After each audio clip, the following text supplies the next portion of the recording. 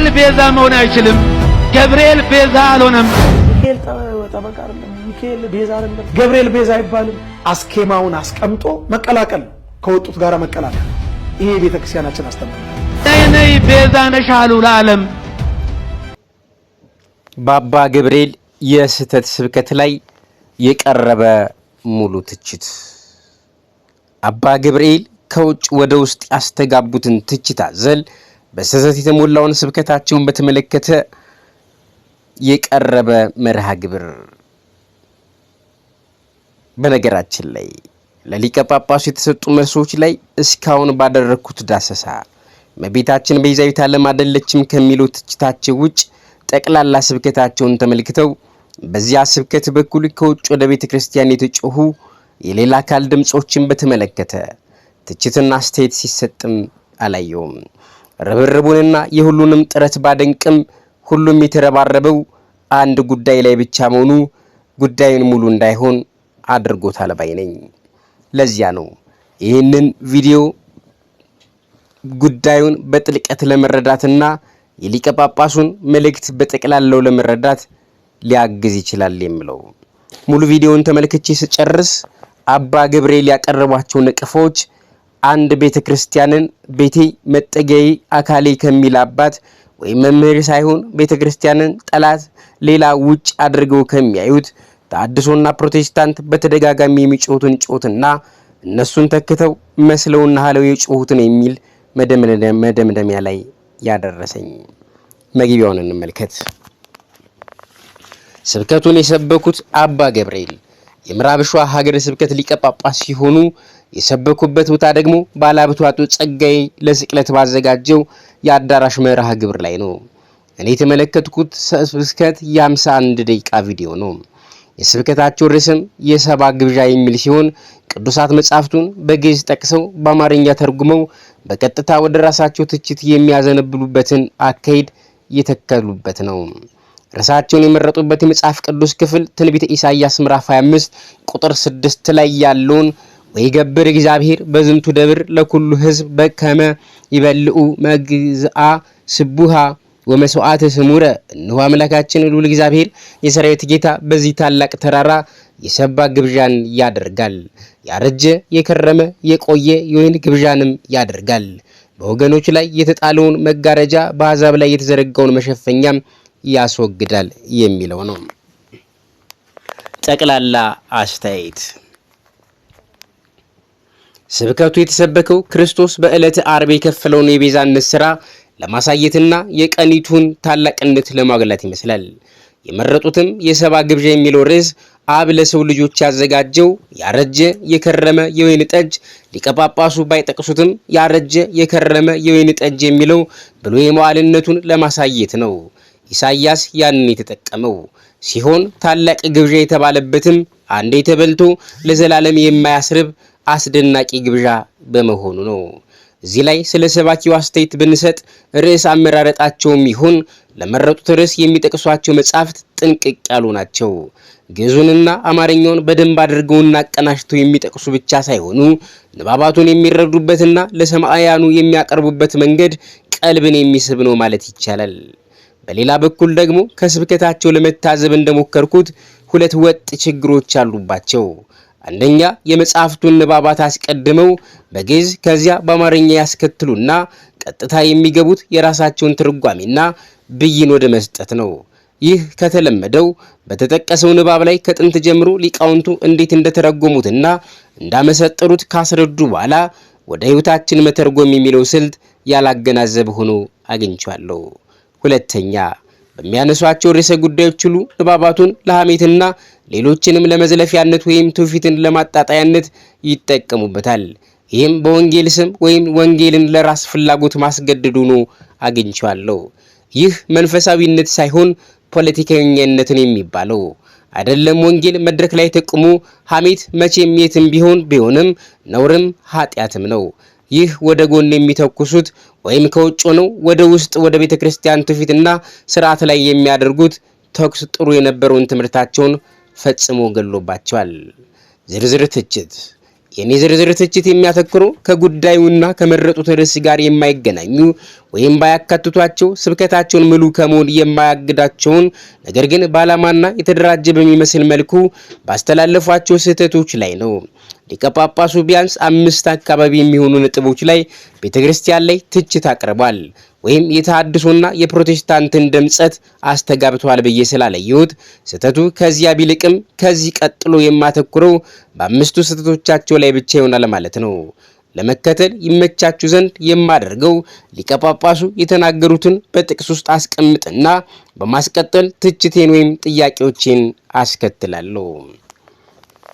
አንደኛ፣ ከ13ኛው ደቂቃ ጀምሮ ስለ ኦሪት ያላቸው ትችትና ምልከታ ኦርቶዶክሳዊ አይደለም። እንዲህ ይላሉ። የሞት ሞጊያ ኃጢአት ነው፣ የኃጢአት ማይል ደግሞ ሕግ ናት ይላል። ኦሪት ይላታል። ኦሪት ገዳይ ነች፣ ጨካኝ ነች። ኦሪት ጥላ ናት። እግዚአብሔር ኦሪትን አሳልፏል። የኦሪቱ መስዋዕትነት አልፏል። የኦሪት መስዋዕት ወይም ሕገ ኦሪት ማለት የወላጅ ቤት ማለት ነው። እንደ እናት አባት ቤት የሚቆጠር አንድ ሰው እናት አባቱ ቤት እስከ ተወሰነ ጊዜ ድረስ ነው የሚኖረው እንጂ እድሜ ልኩን ለእርሱ መኖሪያ ሊሆን አይችልም። በዚህ ዘመን 40፣ 50፣ 60 ዓመታቸው ድረስ ተዘብዝፈው የሚኖሩ አሉ። ይህ ምልከታ ኦርቶዶክሳዊ አይደለም። ኦሪት ጨካኝ አይደለችም። ኦሪት ሞግዚት ነበረች። እናት ወንጌል እስከምትመጣ ልጆቿን ባሳዳጊነት የጠበቀች ናት ኦሪት። ቅዱስ ጳውሎስ ኦሪት ኃጢአትን አበዛችብኝ ያለው ሕግ የሚያስቀጡትን ነገሮች ዘርዝራ ቆጥራ ስለምታሳውቅ ነው። ያለ ሕግ ሲያደርገው የነበረውን ሕግ ስትመጣ ስለከለከለችው ቆጠረችብኝ፣ አበዛችብኝ ያለ እንጂ ኦሪትን በሞግዚትነቷማ አመስግኗታል። የተሰጣትን ሚና ትወጣለች። ኦሪት ያልተሰጣትን ታሳካ ዘንድ አልተጠየቀችም። በሌላ በኩል መጽሐፋዊ መረዳት ልጆች የወላጆች ወራሾች ናቸው። በአባታዊ ቤት መኖሪያ አዘጋጅላችኋለሁ ያለውንም ለዚያ ነው። የአባታችን ወራሾች ነን። የሊቀ ጳጳሱ ንጽጽርና ምሳሌም በዚህ ረገድ ደካማ ነው። በዋናነት ግን ይህ ምልከታ የተሐድሶና የፕሮቴስታንት ነው። ቀጥለውም ሌላ በጣም ጎዶሎ ምሳሌ ይጠቀማሉ። ኦሪት ማለት ዋዜማ ማለት ናት። ዋዜማ ፍጹም በዓል ማለት አይደለችም። የእስራኤል ትልቁ ችግራቸው የኦሪቱን የዋዜማ ድግስ ከበቂ በላይ በልተው ወዳቸው ስለሞላ ታላቁ የሐዲስ ኪዳን በዓል አምልጧቸዋል። ዛሬም ኦሪት ላይ ተቸንክረው የቀሩ በጽድቄ በገድሌ በትሩፋቴ ይድናሉ ብለው እንደ ኩራት የሚናገሩ የእግዚአብሔርን ልጅ ደም የዘነጉና የረሱ ብዙዎች አሉ። ይህንን ታላቁን የሰባ ግብዣ ከዚህ መመገብ ያቃታቸው። እዚህ ላይ ዋዜማን በኦሪት በዓልን ደግሞ በወንጌል መስለው ከተናገሩ በኋላ ከላይ እንዳልኩት ወደ ሐሜት ነው የገቡት። በመሰረቱ የአይሁድ ችግራቸው ሊቀ ጳጳሱ እንዳሉት ዋዜማውን ከሚገባው በላይ በልተው በመጠገባቸው አይደለም። ዋዜማውማ የሚያጠግብ ቢሆን ምን ችግር ነበረው? ጉዳዩ ዋዜማው ያጠግብ ነበረ ወይ ነው። ያ ማለት ኦሪት ሰዎችን ማዳን ወይም መበየት ችላ ነበረ ወይ? የኦሪት ድግሱስ አንዴ ተበልቶ ለዘላለም የማያስርብ ነበረ ወይ? ኦሪት ካጠገበችማ የወንጌል መምጣት ለከንቱ ሆነ። ባይሆን አይሁድ ዋዜማውን አክብረው ዋናውን በዓል ሳያከብሩ ቀሩ ወይም በዋዜማው በቃቸው ቢሉ ያማረ ነበር። በሌላ በኩል ከደቂቃዎች በፊት ኦሪት ጨካኝ ናት ያለ ሰው ኦሪትን ዋዜማ ወንጌልን ደግሞ በዓል ሲያደርጋቸው ዋዜማን ጨካኝ እያላት እንደሆነ እንዴት ይዘነጋል? ዋዜማ ዋናውን በዓል መቀበያ ናት። መቆያ ኦሪትም ዋናውን እናት ወንጌልን ለመቀበል የቆየንባት ሞግዚት ሕግ ናት ቢሉ ያማረ ነበር። ሌላው በዚህ ክፍል ያቀረቡት ዘለፋ ነው። ዛሬም ኦሪት ላይ ተቸንክረው የቀሩ በጽድቄ በገድሌ በትሩፋቴ ይድናሉ ብለው እንደ ኩራት የሚናገሩ የእግዚአብሔርን ልጅ ደም የዘነጉና የረሱ ብዙዎች አሉ። ይህ ተሐድሷዊና ፕሮቴስታንትን ኦርቶዶክስን በተመለከተ የሚናገሩት እንቶ ፈንቶ የሆነ ሐሜት ነው። ይህ ጽንፍ ያዘ ምልከታ እኛን አይመለከተንም። ሊቀ ጳጳሱን ከውጭ ወደ ውስጥ የጮኩት ያስባለን ይህን መሰሉ ነው። አባታችን የአይሁድን ክፋትን ደግነት ባነጻጸሩበት ክፍል ላይም ሌላ ስህተት ሰርተዋል። እንዲህ ይላሉ። እኔ መቼም የአይሁድ ከክፋታቸው ደግነታቸው በጣም ይከፋል። ከክፋት የከፋ ደግነት ምን አሉ? ውሃ ጠማኝ ባለ ጊዜ ጉሮሮን የሚሰነጥቅ መራራ ሐሞትን አቀረቡለት። እርሱም በመስቀል ላይ የሰቀሉ ይህንን የመሰለ ስረ ወጥ የሆነ ልብስ መቀደድ የለበትም። ይልቁንም ለደረሰው ይድረሰው ብለው በልብሱ ላይ ዕጣ ተጣጣሉ። ያ ማለት ዓይንን አጥፍቶ ለግንባር እንደመጨነቅ፣ እግር ቆርጦ ለጫማ እንደማሰብ ማለት ነው። እነሱ ፍርፋሪ ጨርቅ ላይ ነው የሚጣሉት። እኛ የጨርቅ ጉዳይ ሊያነጋግረን አይችልም። እኛ ጨርቅ ላይ አይደለንም፣ ዋናው ላይ ነው፣ መድኃኒቱ ላይ ነው፣ ፀሐይ ላይ ነው ያለነው። እኛ በጨረቃና በከዋክብት አንጨቃጨቅም። ዋናው ፀሐይ አምላካችን መድኃኒታችን ኢየሱስ ክርስቶስ እነሆ በቀራንዮ የተደገሰው ታላቁ ግብዣ ስጋዬን ብሉ ደሜንም ጠጡ ብሎ አሳልፎ የሰጠን በእውነት የንግግራቸው በተጣርሶ የተሞላ ብቻ ሳይሆን ከቅዱሳት መጻሕፍት ከሊቃውንቱ ብሎም ከፈጣሪ ጋር የሚያጣላቸው ነው። ሲጀምር አይሁድ ተጠማው ሲላቸው ሆምጣጣ ማምጣታቸው ክፋታቸው እንጂ ደግነታቸው አይደለምና አባታችን በንጽጽሩ ለከንቱ ደከሙ። ሲቀጥል ልብሱን ሲካፈሉ አሁንም የክፋታቸውን ጥግ የሚያሳይ እንጂ እንዳልኩት ዓይንን አጥፍቶ ለግንባር እንደመጨነቅ እንዳሉት ያለ ቅንጣት የመጨነቅ መንፈስ የለውም። ለአባታችን ችግር የሆነባቸው ንግግሩ የእሳቸው ሳይሆን የታድሶ የፕሮቴስታንትና ከውጭ ወደ ውስጥ የተጮኸ መሆኑ ነው። እኛ ጨርቅ ላይ አይደለንም። ምን ማለት ነው? የክርስቶስ ጨርቁ ዋጋ የለውምና አይሁድ በመከፋፈል ደከሙ እያሉ ነው። አባታችን በርካቶች የቅዱሳንን ጥላቸውን ጨርቃቸውን እየነኩ የሚፈወሱ መኖራቸውን አላነበቡም ይሆን? ወይስ ማጣጣል የፈለጉት ምንድነው? ፀሐይ ላይ ነው ያለነው። እኛ በጨረቃና በከዋክብት አንጨቃጨቅም ማለትስ ምንድነው? ሊቁ አባ ጊዮርጊስ ዘጋስጫ በሰዓታቱ ቅዱስ እግዚአብሔር ዘአኮነኑ መዓልተ ለፀሐይ ከመያብርህ ለነ ውስተ ጠፈረ ሰማይ ካለ በኋላ ፀሐይ ይበቃል ብሎ አልተወም።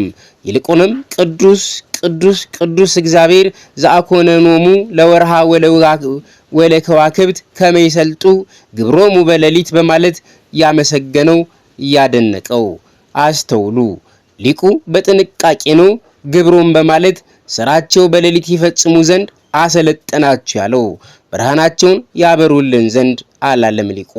የብርሃናቸው ምንጭ ፀሐይ መሆኑን ያውቃልና ሚና አላቀያየረም ወይም አልተምታታበትም።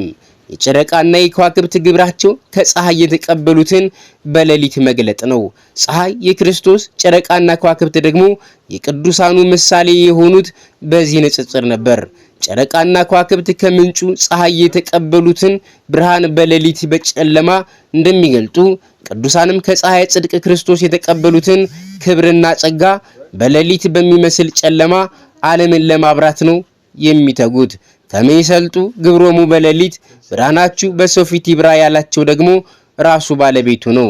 እኔ የዓለም ብርሃን ነኝ ካለ በኋላ እኔ ዓለምን ስላበራው እናንተ ምንም አታደርጉ አላለም።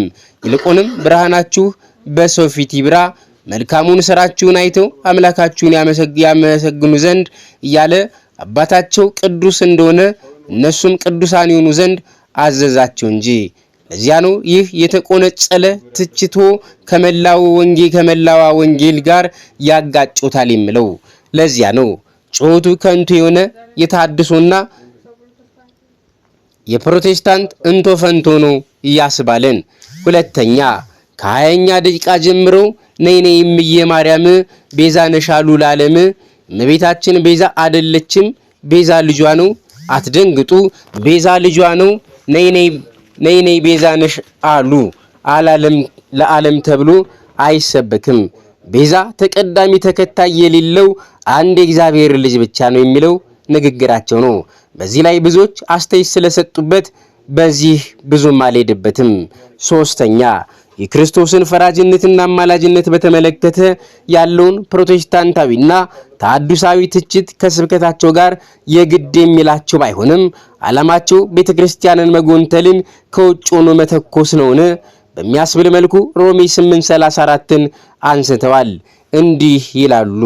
አሁን በእኛ ቤትና በሌላ ቦታ እንደ ትልቅ መጨቃጨቂያ ተደርጎ በሮሜ 8:34 ምን የሚያከራክር ነገር አለው? መጽሐፍ ቅዱሱ የሚያከራክር ነገር የለውም እኮ። አበይ እስራኤሎሙ እስመ በዚህ ያአምሩ ይገብሩ፣ አባቶይ የሚያደርጉትን አያውቁምና ይቅር በላቸው። በሉቃስ ወንጌል ምዕራፍ 23 ቁጥር 34 ላይ ይህ የተናገረው የይቅርታና የምልጃ ቃል ለዘላለሙ ሲያድን ይኖራል። እግዚአብሔር አንድ ጊዜ ይናገራል። አንድ ጊዜ የተናገረው ቃል ለዘላለሙ ይሰራል። ይህንንም ያነሱት ከውጭ ያሉት አካላት ቤተክርስቲያን ላይ የሚያነሱትን ለማጣራት ቢሆን ኖሮ ባላስነቀፋቸው ነበር። ነገር ግን አሁን በእኛ ቤትና በሌላ ቦታ እንደ ትልቅ መጨቃጨቂያ ተደርጎ የሚለው አባባል ራሳቸውን ሶስተኛ ወገን አድርገው ያቀረቡት ኦርቶዶክስ ይህንን የማታምንና የማታውቅ አስመስለው የሚከሱትን ክስ ያስተጋቡበት ሌላው ስህተታቸው ነው። በመሰረቱ ለማብራሪያነት ያቀረቡት ጥሩ ቢሆንም በሌላው ቤት አማላጅ ነው ሲሉ ምን እያሉ እንደሆነና ለምን እንደምቃወም ላይናገሩ ነገር ነው ጥቅሱን ለክስ ያነሱት። አራተኛ ከ40ኛው ደቂቃ ጀምሮ ስለ ፈያታዊ ዜማን ያነሱበትና በዚያው ላይ የትርጓሜ ባህልና ትውፊትን አጥብቀው የተቃወሙበት ክፍል ነው። ቀደም ብሎ ከ37ኛ ደቂቃ ጀምሮ በሰሙነ ሕማማቱ የምናደርጋቸውን መከራውን ማሰብን፣ ስግደቱን፣ ምንባባቱን የሚቃወም የሚመስል ንግግርን ተናግረዋል። ነገር ግን እኔን በጣም ያስገረመኝና በስህተት የተሞላው ንግግራቸው ያለው በሚከተለው ውስጥ ነው። እንኳን ለኛ ይቅርና በቀኙ የተሰቀለው ፈያታዊ ዜማንን ታስታውሳላችሁ። ሉቃስ 23:39 ላይ ያለው ተዘከረኒ እግዚኦ አመት መጽ በመንግስትከ በጣም ነው የምወደው ይህንን ሰው እኔ። እኛ በእንደዚህ አይነት መከራ ተይዘን ሳለን በእውኑ እግዚአብሔርን አትፈራውምን? እኔ እናንተ የሚገባንን ቅጣት ተቀብለናል። ይህ ግን ኃጢአት የለበትም። ማን ገለጸለት? ማን ነው ልቡን ያበራው? ማን ነው አይኑን ያበራው? ሌላ ነገር አይደለም። ሰማዋ አባቶይ የሚያደርጉትን አያውቁምና ይቅር በላቸው የሚለውን ቃል ነው። ሌላውን ድርሰት ተረት ተውት። ሊቀ ጳጳሱ ይህንን የሚሉት ስለ ፈያታዊ ዜማን በትርጓሜ ውስጥ ያለውን ማንነቱን በተመለከተ የተቀመጠውን ታሪክና ሀተታ ነው። ድርሰትና ተረት የሚሉት ይህ የጥራዝ ነጠቆች የተሐድሶያን የፕሮቴስታንት ክስ ነው። ሊቀ ጳጳሱ ንግግራቸውን ይጨርሱና ስለ ስምንተኛው አሁን አባን እንስማቸው። ስለዚህ ምን አለ? ተዘከረነ እግዚኦ አመት መጽእ በመንግስትከ፣ ጌታ ሆይ በመንግስት በመጣህ ጊዜ አስበኝ አሳስብልኝም አላለም። አሳስብልኝ አላለም ሲሉ አማላጅነትን እየተቃወሙ መሆኑን ልብ አድርጉ። ድምፁ የተሐድሶና የፕሮቴስታንት ነው ያልነው ይህንንና መሰሉን ይዘን ነው። አሁንም እንስማቸው። በዚያን ጊዜ የተዋረደውን የተሰቀለውን እርቃኑን እንደሱ የተሰቀለውን የመንግስት ባለቤት መሆኑን አውቆ መለኮታዊ እግዚአብሔር መሆኑን አውቆ ጌታ ሆይ በመንግስት በመጣ ጊዜ አስበኝ፣ እስኪ እንደሱ እንሁን። እግዚአብሔር የዚህ ሰው እድል ይስጠን። በእውነት በጣም እድለኛ ሽፍታ ነው። እኛ መቀባባት ስለምንወድ እንደዚህ ተሸክሞ ምርኩዞ ተሰብሮበት እርሱ አይቶትም አያውቅም። እንዴ የት ያየዋል? እውነቱን ነው እንጂ መናገር። ጌታን የዛን ዕለት ብቻ ነው ያየው። ክርስቶስ እኮ ልዩነት ነው። ሁለቱ ሽፍቶች እንኳን ተለያዩ በክርስቶስ። ለመግደል የተባበሩ ነበር፣ ለመስረቅ አይለያዩም ነበር። ለመድፈር አንድ ነበሩ፣ ችግር አልነበረባቸውም። ግን በክርስቶስ ተለያዩ። ለምን? ክርስቶስ እውነት ነዋ። እውነት አንዲት ቅንጣት የማትከፈል ጥያቄ የማይነሳባት ኮሜንት የማይሰጥባት እውነት። ጌታው በመንግስት በመጣ ጊዜ አስበኝ በዚህ ደረጃ የተዋረደውን ሰው እውነተኛ አምላክ መሆኑን አውቆ ጌታ ሆይ በመንግስት በመጣ ጊዜ አስበኝ አለ። በተለይም ሲወለድና ሰብአ ሰገል ወርቅ፣ ዕጣን፣ ከርቤ ሲያቀርቡለት አልነበረም። ፈያታዊ ዜማን ወደ ግብጽም ሲሰደድ አላየም አልነበረም። ፈያታዊ ዜማን ቃና ዘገሊላ ላይም አልነበረም። በቀኝ የተሰቀለው ሽፍታ ደብረ ታቦር ላይ ብርሃነ መለኮቱን ሲገልጥ አልነበረም። ሲጠመቅና አባቱ የመረጥኩት ልጅ ይሄ ነው ሲል አላየም አልነበረም። ነገር ግን ቀን አገናኛቸው። አሁን ይህንን በስህተት የተሞላ ንግግራቸው እንተቸው። እኛ መቀባባት ስለምንወድ እንደዚህ ተሸክሞ ምርኩዙ ተሰብሮበት እርሱ አይቶትም አያውቅም። እንዴ የት ያየዋል?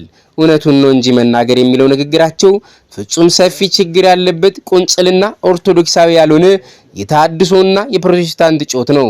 እኛ መቀባባት ስለምንወድ እንጂ ያሉት የፈያታዊ ዜማን ታሪኩ በትርጓሜ መቀመጡንና መነገሩን ነው። ፈያታዊ ዜማን እመቤታችን ወደ ግብጽ ስትሰደድ መንገድ ላይ ካገኟት ሽፍቶች አንዱ ነበር የሚለው ነው። አሁን ሊቀ ጳጳሱን ጥያቄ መጠየቅ ይቻላል። ለመሆኑ እርሶ ይህንን ከመጻሕፍት ስላላገኙት አልቀበሉም እንበል። እርሱ አይቶትም አያውቅም እንዴ? የት ያየዋል? እውነቱን ነው እንጂ መናገር ጌታን የዛን ዕለት ብቻ ነው ያየው ያሉት በምን ማስረጃ ነው? የዛን ቀን ብቻ ያየው መሆኑን ከየት አገኙት? ሁለቱ ሽፍቶችስ ሲሰርቁ ይተባበሩ እንደነበር አብረው አልነበሩም? ከየት አገኙት? የግል ትርጉምና ፍልስፍናዎትን ለማስተላለፍ የተጻፈውንና ታሪክን ማጣጣል ምን የሚሉት ነው? ተቃርኖ አይታዩትም ወይ? ሽፍታው ስለ ክርስቶስ አይቶት ይሁንም ሰምቶ የማያውቅ መሆኑን ከየት ያልተጻፈ ነውና ከየት አመጡት የሚሉ ጥያቄዎችን ለመጠየቅ ያስገድደናል። 5 ገበያ ሕዝብ የሚያክል ይከተለው የነበረን ጌታ የአይሁድና የሮማውያን አለቆች ሕዝቡን ሁሉ ወሰደብን ብለው የቀኑበትን እርሱን ሲወለድ የጥበብን ሰዎች ኮከብ የመራቸው እርሱን በመወለዱ የተቆጣ ሄሮድስ እገድለዋለሁ ብሎ 2000 ሕፃናትን የፈጀበትንና በይሁዳ ምድር አዲስ ክስተት የሆነውን እርሱን ለምድራውያኑ ነገስታቱ የስልጣናቸው ተጋሪ መስሎ ጭንቅ የሆነባቸው እርሱን ከሕዝብ ወገን የሆነው ፈያታዊ ዜማንን እንዲያ በጥባጭና በቆረጣ እርሱ አይቶትም አያውቅም እንዴ? የት ያየዋል? እውነቱን ነው እንጂ መናገር ጌታን የዛን ዕለት ብቻ ነው ያየው ሲሉ አልዘገነኑትም ወይ? ፈያታዊ ዜማን እኮ ጎልማሳ ሽፍትነቱን ሐዋርያ ሳይቀሩ የመሰከሩበት ታሪክ ያለው በምድር ላይ የኖረ ሰው ነበር እንጂ በዕለተ ዓርብ ድንገት ከአለት ስር የበቀለ አይደለም። ያንን የሽፍታውን የቀደመ ታሪኩን ፈልጉ መስግቡ ከስሩ ለማስረዳት ሊቃውንት ያደረጉት ጥረት የሚያስደንቅ እንጂ እንዴት የሚያስተች መሰሎት? የዚህ ሁሉ ጣጣ ከውጭ ሆነው ወደ ቤተክርስቲያን ስለጮሁት ጮሁቱን የአባት ሳይሆንና ለታድሶና የፕሮቴስታንት በወክልና የተጮኸ በመሆኑ ነው። አምስተኛውና በመጨረሻም ከ47 ከ20 ጀምሮ ስለ መስቀል ያላቸውን ተቃውሞ ያሳዩበትና በትርጉም ከመናፍቃኑ ጋር የተስማሙበት ጠባብ የሆነ ትርጉም ያለበትን ንግግር የተናገሩበት ነው። ይህንንም ብዙም አልሄድበትም። ልክ እንደ ቤዛ ትርጉም መስቀልን መከራ ብቻ ተብሎ እንደተተረጎመና ዕፀ መስቀል ትርጉም የሌለው አስመስለው የተናገሩበት ክፍል ነው። በጠቅላላው ስብከታቸው በርካታ ችግሮች ያሉበት ከውጭ ወደ ውስጥ የተጮኸ ውጫዊ አካልን ለማስደሰት ወይም የሆነ እኩይ ዓላማን ለማስፈጸም የሚመስል ነቀፋ በቤተ ክርስቲያን ላይ የተደረገ አሉባልታ ወይም የስህተት ትምህርት ነው። ከላይ ትችት ያቀረብንባቸውን ንግግሮች ሳይጨምሩ የሰበኩት ስብከት ቢሆን ኑሮ ስብከታቸው እንዴት ያማረ መሆንላቸው ነበር። ዳሩ ግን ዋና በሚመስለው ስብከታቸው አስታከው ሊያስተላልፉት የፈለጉት ሌላ ዋና መልእክት ከላይ ንግግሮች ሳይጨምሩ የሰበኩት ስብከት ቢሆን ኑሮ ስብከታቸው እንዴት ያማረ በሆነላቸው ነበር። ዳሩ ግን ዋና በሚመስለው ስብከታቸው አስታከው ሊያስተላልፉት የፈለጉት ሌላ ዋና መልእክት ከላይ የተቸኑ በመሆኑ ምንም እንኳን ውድ ጊዜያችንን ቢሰዋብንም ትችቱም ሽቅብ ቢሆንብንም ይህንን ማድረጋችን ለቤተ ክርስቲያንና ለምእመናን ደህንነት ሲባል የተጋባ ነበር። መሰል ክሶችን፣ ጩኸቶችንና ቁንጨላዎችን መታገስ ዋጋ አስከፍለውን ስለተማርን ወደፊት ይህንን በማድረጋችን እንቀጥላለን።